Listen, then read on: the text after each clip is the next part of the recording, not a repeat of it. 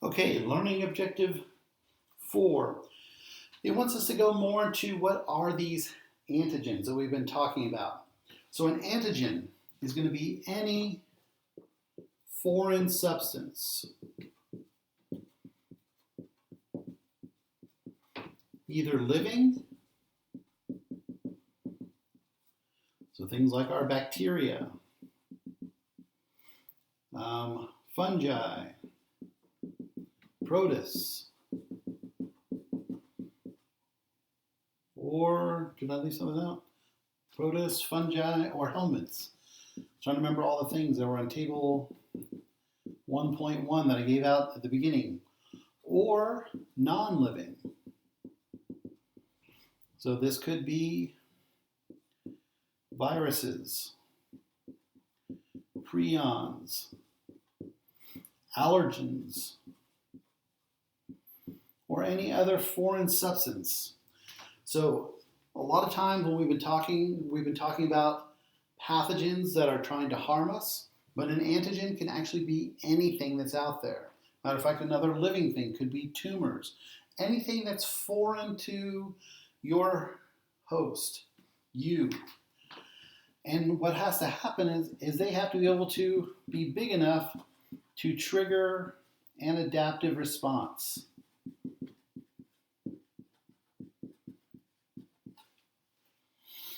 So, you have lots of viruses on you now, including you may even have a COVID-19 that falls on you here and there. But unless it gets to a size or a big enough amount, it's not going to trigger an adaptive response or an immune response. Haptens are the same thing. They're going to be any foreign substance, living or non-living, but do not trigger an immune response.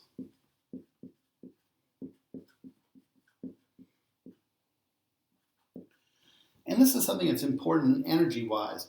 Your body can't just go after everything that gets into you that's foreign.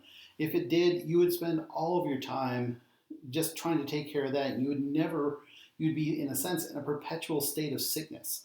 So what your body has learned how to do is to recognize what things are foreign, but we can just say, we don't really care about them. So antigens and hapgens are all these foreign things that are following into us. Depending on what amount of response you get is a term called immunogenicity. So, immunogenicity. This is the degree of response triggered by an antigen. And it can have several different things that feed into it.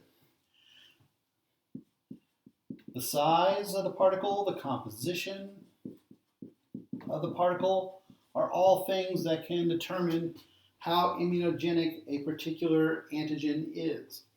It's like virulence. Remember, virulence is the degree of how bad a pathogen is. Immunogenicity is the degree of how much of a response you will get by your immune system.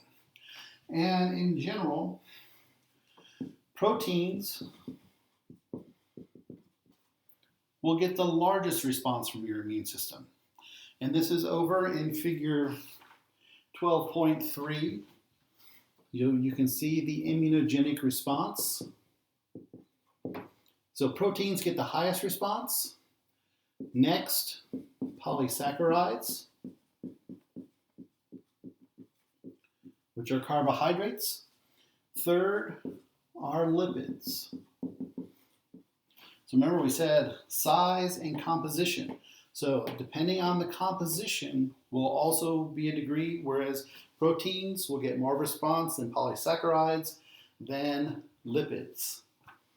So how does the body know if it has found an antigen or not?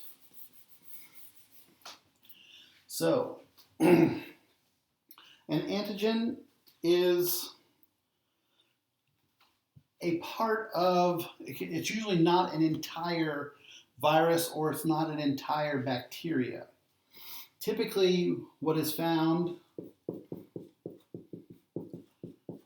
on a virus or a pathogen is what's called an epitope. If you look at figure 12.4, they've highlighted several places on that particular substance that is invading, and each of those different colored parts is called an epitope. So you notice your immune system doesn't try to engulf the whole thing and try to figure out everything about it. It just tries to find a part of that pathogen in order to figure out if it's foreign or not foreign. So an epitope is a portion of an antigen that allows the immune system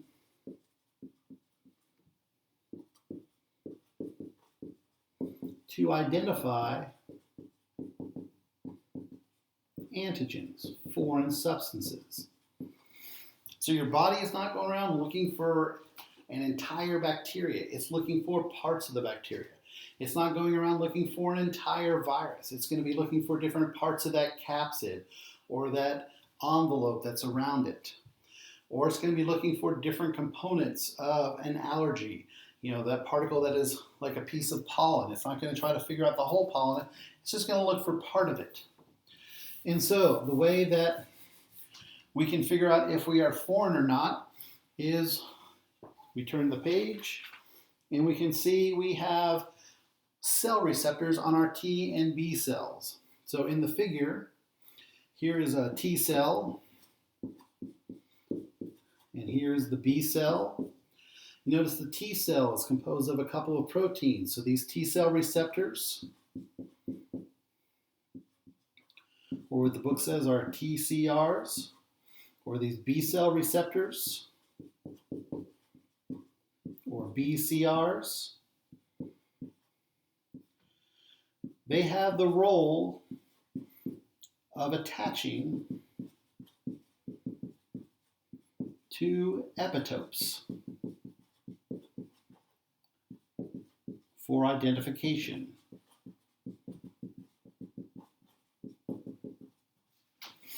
So when they're in these memory cells and they're in your spleen and your lymph nodes, they have T-bell receptors and they just start roaming around, and as things come through, they try to go in and they try to touch everything is in there, and they try to touch everything with these T-cell receptors or these B-cell receptors.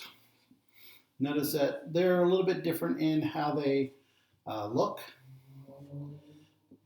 but both of these are just proteins, receptor proteins on T cells and B cells.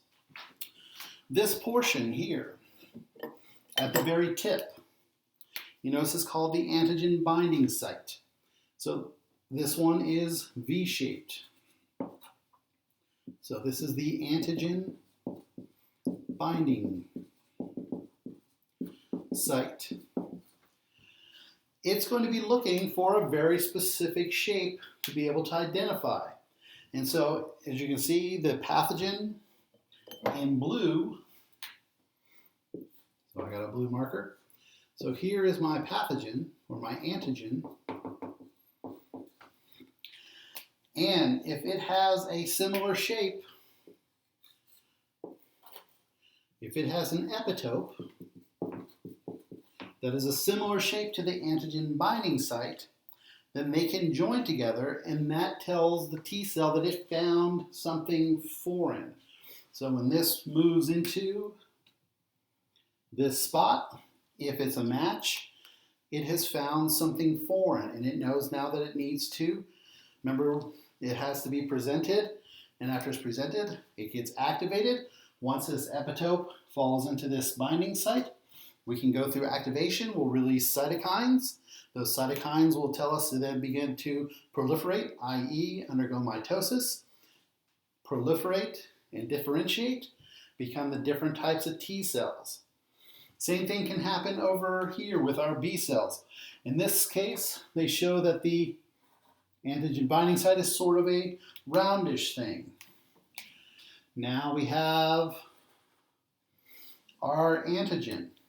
And once again, it doesn't have to touch the entire antigen. It just has to find that compatible part for it to be able to, that epitope to be able to move into the antigen binding site in order to make that match.